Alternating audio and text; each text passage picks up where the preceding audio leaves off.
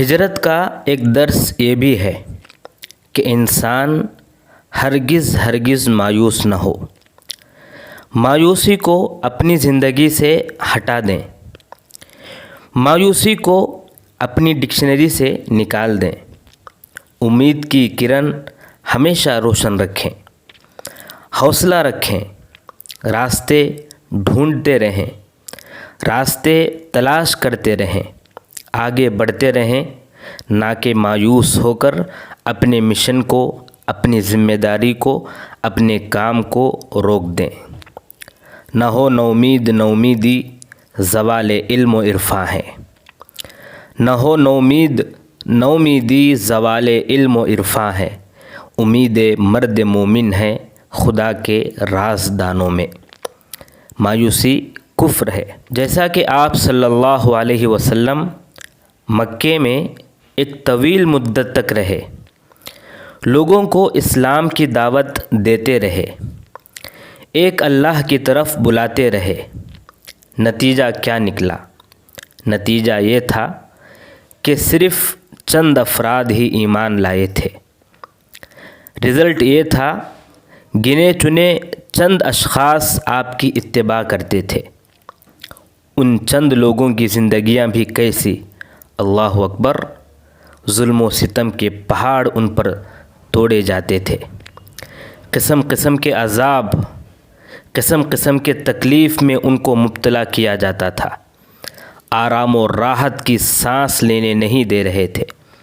لیکن ان کی یہ تکلیفیں، ان کے یہ عذابات، ان کی یہ اذیتیں، ان کی یہ مصیبتیں ان کو اپنی دعوت سے روک نہیں سکیں، بلکہ دعوت کا شوق اور بھی بڑھتا گیا، اسلام کو چپا چپا تک پہنچانے کا عزم اور بھی بلند ہوتا گیا۔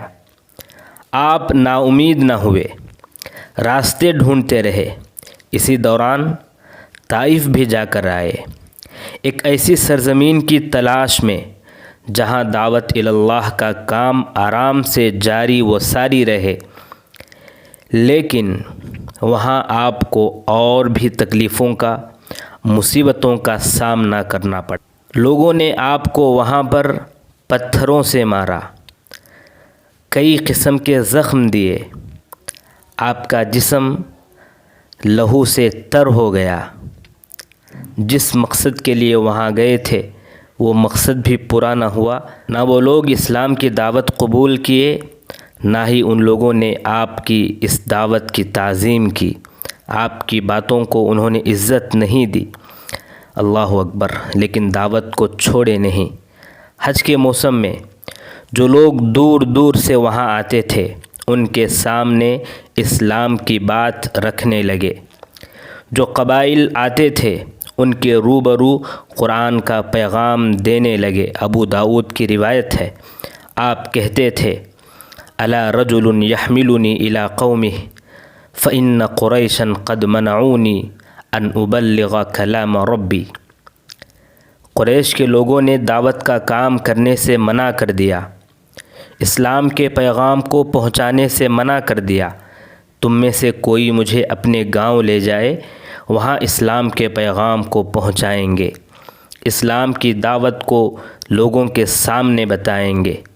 15 قبیلوں کے سامنے بات رکھی گئی۔ یا تاریخ کی روایت تعداد میں کچھ فرق بھی ہو تو تقریباً 15 قبائل کے سامنے یہ بات رکھی گئی، لیکن کوئی بھی تیار نہیں ہوا، حتیٰ کہ انصاری صحابہ نے ساتھ دیا۔ پہلی بیعت ہوئی، پھر دوسری بیعت ہوئی، اس کے بعد مصعب بن عمیر کو مدینہ بھیجا رضی اللہ عنہ، جنہوں نے وہاں دعوت کا کام کیا، آپ کے لیے بہترین راہ ہموار کیا، تب جا کر مدینے کی طرف ہجرت کیے اور آپ صلی اللہ علیہ وسلم دعوت کا کام کرنے لگے۔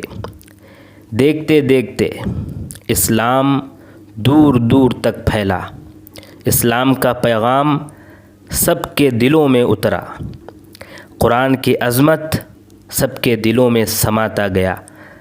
بھلا بتائیے، اگر آپ صلی اللہ علیہ وسلم مکے کے ابتدائی دنوں میں مایوس ہو کر بیٹھ جاتے، نومید ہو جاتے، ہمت توڑ کر اگر اپنے مشن کو روک دیتے، اپنے کام سے باز آ جاتے، اگر لوگوں کے ڈر سے راستے تلاش کرنا بند کر دیتے، راستوں کو ڈھونڈنا بند کر دیتے، تو کیا کامیابی ملتی؟ ہرگز نہیں۔ کیا ہوتا؟ کچھ حاصل نہیں ہوتا۔ لہٰذا نا امید نہ ہو، مایوس نہ ہو۔ آپ جس مشن پر لگے ہیں، آپ جو کام کرنا چاہتے ہیں، آپ جس کام کو لے کر اٹھے ہیں، جو کام آپ کے ذمے ہے، اس کام کے لیے راستے نکالیں۔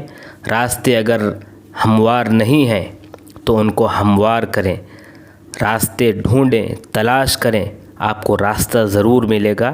لیکن آپ اپنے آپ کو مایوس ہرگز نہ سمجھیں، اپنے آپ کو مایوسی سے بچا کے رکھیں اور ہمیشہ ہمت کے ساتھ اپنے آپ کو آگے بڑھائیں۔